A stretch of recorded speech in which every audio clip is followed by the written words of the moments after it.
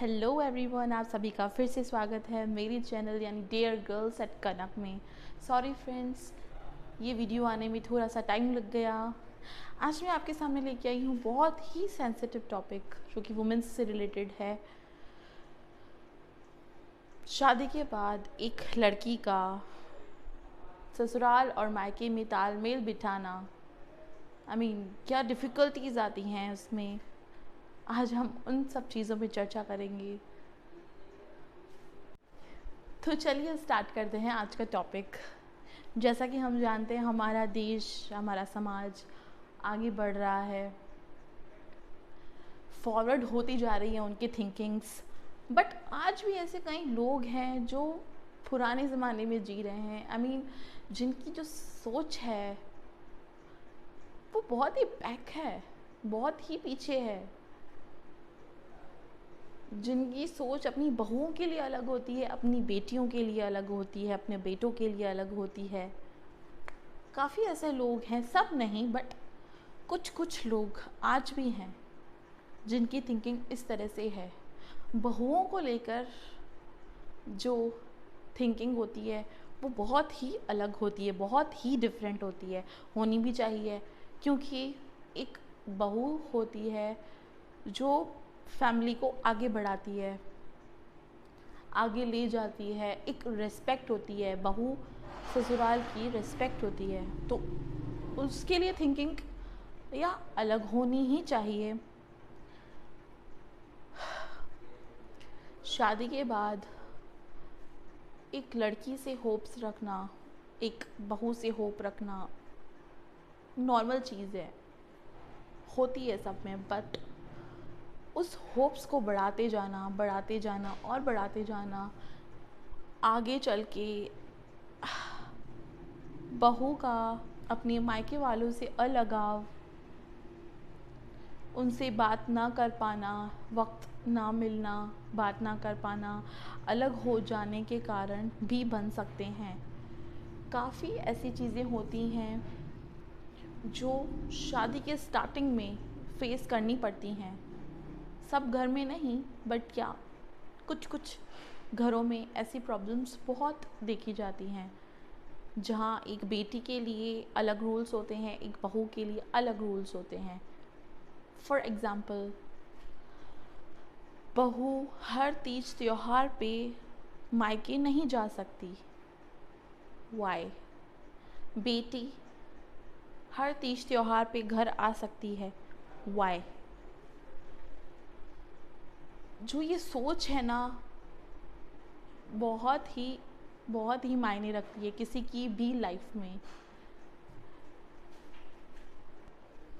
हाँ, कई लोगों का ये मानना होता है कि बार बार किसी जगह पर जाने से रिस्पेक्ट कम हो जाती है, या ये फैक्ट है। बार बार कहीं जाने से, घर में किसी के घर में इंटरफेयर करने से, जैसे मायका ही क्यों ना हो, रेस्पेक्ट कम हो जाती है। बट इसका मतलब ये नहीं है कि हम किसी का रिलेशन ही तोड़वा देंगे। ये सही नहीं है, ये गलत है। एक लड़की शादी के साथ बहुत सारी होप्स लेकर आती है, बहुत सारे ड्रीम्स लेकर आती है, अपनी ससुराल से रिलेटेड, अपनी हस्बैंड से रिलेटेड बहुत सारी होप्स लेके आती है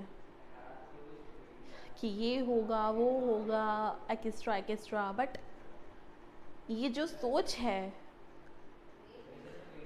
ये सब कुछ ख़राब करके रख देती है। अगर आप अपनी बहू के लिए रूल्स रखते हो कोई, तो वही सेम रूल्स अपनी बेटी के लिए भी रखने चाहिए,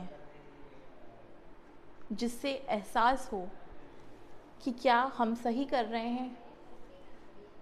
सिंपल। दूसरी तरफ हम देखते हैं कि हाँ, किसी के कुछ इस तरह से चीज़ें करने सामने आने पे भी लोगों की इस तरह की सोच बन जाती है, इस तरह की मेंटलिटी बन जाती है। जैसे हमने देखा है काफ़ी केसेस में कि एक लड़की है, शादी के बाद भी वो सिर्फ अपना फोकस अपने मायके में रखती है, सिर्फ और सिर्फ मायके में रखती है। ये चीज़ भी गलत है। इन्हीं चीज़ों के कारण भी कई लोगों की ऐसी मेंटालिटी बनती जा रही है अब वापस से, कि बहुओं को मायके से थोड़ा दूर रखा जाए, कम बात की जाए फ़ोन पे, एक्स्ट्रा एक्स्ट्रा। कई ऐसी लड़कियां, कई ऐसे केसेस देखे हैं आपने भी और मैंने भी, जहां लड़की सिर्फ अपने मायके में ध्यान रखती है, ससुराल में नहीं। फॉर एग्ज़ाम्पल, आज किसी के सास ससुर हैंडीकैप्ड हैं, अपने से कुछ नहीं कर सकते। फॉर एग्ज़ाम्पल, हाँ, अपने से कुछ नहीं कर सकते। शादी करते ही बेटा अपने होप से शादी करता है कि मेरी वाइफ आएगी तो वो मेरे पेरेंट्स की भी देखभाल करेगी। चलो सारी नहीं, बट एटलीस्ट करेगी। सारी करे तो बहुत अच्छी बात है, बट शादी करते ही लड़की आती है, वो सिचुएशंस देखती है एंड फिर बोलती है मैं ये नहीं कर सकती, मुझसे ये सब नहीं होगा, मेरे पास जॉब है, यहाँ मैं बच्चों को संभालती हूँ, वट एवर, एक्स्ट्रा एक्स्ट्रा बहुत सारे बहाने आ जाते हैं। एक ना करने के लिए बहुत सारे बहाने आ जाते हैं। तो क्या कभी आपने गर्ल्स सोचा है कि अगर ऐसा सब आपके पेरेंट्स के साथ हो तो? कभी सोचा है ऐसा?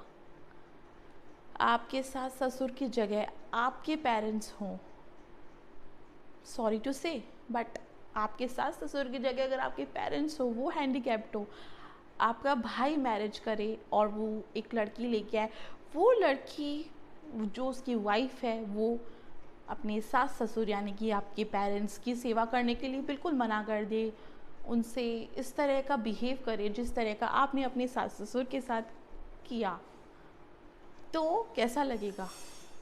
कैसा फील होगा आपको? गंदा होगा ना, बुरा लगेगा ना।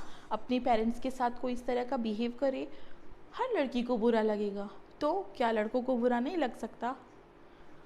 जिस तरह से आपके पेरेंट्स हैं, उसी तरह से आपके हस्बैंड के पेरेंट्स भी आपके पेरेंट्स हैं। कई लड़कियों को उनके हस्बैंड्स कुछ बोलते नहीं है इस डर से कि कहीं डिवोर्स ना हो जाए, शादी ना टूट जाए, इतने टाइम के बाद शादी हुई है, घर ना टूट जाए। कई पेरेंट्स ऐसे होते हैं, सास ससुर ऐसे होते हैं जो सोचते हैं नहीं बेटे का घर ना टूट जाए, वट एवर, बहुत ऐसी सारी चीज़ें होती हैं, इसलिए वो चुप करके बैठते हैं। बट उनकी चुप्पी का ये मतलब नहीं कि आप उसका फ़ायदा उठाते जाओ। कभी सोच के देखना, आई थिंक कई लोगों को बुरा तो लगेगा, उसके लिए पहले से ही मैं सॉरी कहती हूँ, बट जो मैंने बोला है वो रियलिटी है, जो चीज़ें मैंने देखी हैं। तो सोच समझ के जो भी करना है सोच समझ के करना चाहिए। हस्बैंड के पेरेंट्स भी शादी के बाद हमारे पेरेंट्स होते हैं, तो उन्हें इस तरह से ट्रीट नहीं करना चाहिए। जो बिहेवियर आप अपने पेरेंट्स के लिए नहीं चाहती हो वो आप किसी और के पेरेंट्स के साथ भी नहीं करिए, ताकि किसी सास ससुर की सोच इस तरह से नहीं बने कि एक लड़की को उसके मायके से तुड़वा दिया जाए, वरना वो सब खराब कर देंगे, वटेवर। और कहीं ऐसे पेरेंट्स हैं जो अपनी बेटियों के घर में इंटरफेयर करते हैं, उन्हें भी ये चीज़ नहीं करनी चाहिए। शादी के बाद लड़की की लाइफ होती है। हाँ, सुख दुख में आप साथ दो, कई ऐसी सिचुएशंस आती हैं आप अपनी बेटी का साथ दो, बट इंटरफेयर हर चीज़ में, बात में, छोटी छोटी चीज़ों में इंटरफेयर नहीं करना चाहिए, इससे रिश्ते टूटते ही हैं। अब बारी आती है पतियों की। सब चीज़ें, सब लाइन्स हमने कवर कर ली, बट पति को तो छोड़ ही दिया। पति को कैसे छोड़ा जाए? एक लड़की आर्ग्यू कर सकती है, लड़ सकती है, तो सिर्फ अपने हस्बैंड के साथ लड़ सकती है ना, उसको हक तो उसी का ही है ना। हस्बैंड लोग अगर शादी के बाद, आप शादी से पहले आप सिंगल होते हो, बट शादी के बाद आपकी रिस्पॉन्सिबिलिटीज़ भी बढ़ जाती हैं अपनी वाइफ के प्रति, अपनी ससुराल के प्रति, जो कि कोई ध्यान देता नहीं है इतना। अगर कोई लड़की दिल से आपके पेरेंट्स की सेवा कर रही है, देख रेख कर रही है, अपना फ़र्ज़ निभा रही है, तो आपका भी फ़र्ज़ बनता है उनके पेरेंट्स के प्रति, जो कि आपके सास ससुर हैं, उनके प्रति, कि आप उनकी तकलीफ़ में हेल्प करो, जो कि हर लड़का नहीं करता। करते हैं, बहुत ही कम लड़के ऐसे होते हैं जो करते हैं, बट सब नहीं। तो करना चाहिए।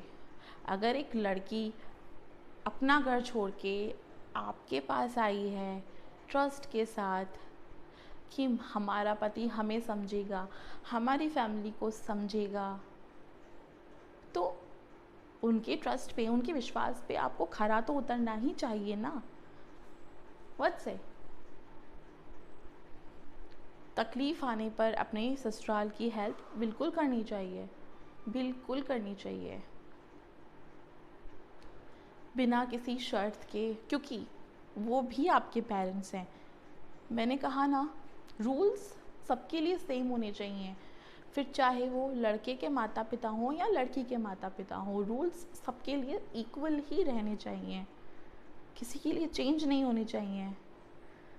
तभी ही एक रिश्ता आगे बढ़ता है, समझ के साथ, थोड़े से एडजस्टमेंट के साथ। अगर लड़की को एडजस्ट करना पड़ता है तो लड़के को भी कहीं कहीं एडजस्ट करना पड़ेगा, तभी ही लाइफ चलेगी आगे, वरना नहीं चलेगी। लड़ाइयाँ किस घर में नहीं होती हैं, हर घर में होती हैं। जहाँ बर्तन होते हैं वहाँ बजेंगे ही, बट अपनी लड़ाई अपने घर में ही सुलझा लेना। बड़े कहते हैं कि पति पत्नी को कमरे के अंदर लड़ना चाहिए। इट मीन्स उन्हें अपनी जो बीफ फाइट है वो किसी तीसरे को शो नहीं करनी चाहिए, जिससे लोग फ़ायदा उठाएं। किसी तीसरा, जैसे बेटी हो, बेटा हो, पेरेंट्स हो, व्हाटएवर, किसी तीसरे को अपने झगड़ों में लाना ही नहीं। जब हम झगड़े की जड़ ही ख़त्म कर देंगे, किसी तीसरे को बोलने ही नहीं देंगे अपने घर में, फिर चाहे वो रिलेशन एक हस्बैंड वाइफ का हो, सास ससुर बहू का हो, व्हाटएवर, किसी तीसरे को बोलना ही नहीं है बीच में, झगड़ा अपने आप ख़त्म हो जाएगा। हाँ, जहाँ बोलना पड़े, जहाँ किसी को बीच में बिठाना पड़े वहाँ बिठाएं, बट हर छोटे छोटे झगड़ों में किसी तीसरे को इन्वॉल्व ना करें। और हाँ, सबसे आखिरी बात, किसी से भी इतनी ज़्यादा होप्स ना लगाएं जिस होप के बोझ के तले वो अपने रिश्ते तोड़ने पर मजबूर हो जाए। होप आपको पसंद आया होगा मेरा आज का टॉपिक। नेक्स्ट वीडियो में फिर मिलते हैं, तब तक के लिए नमस्कार। Thank you so much.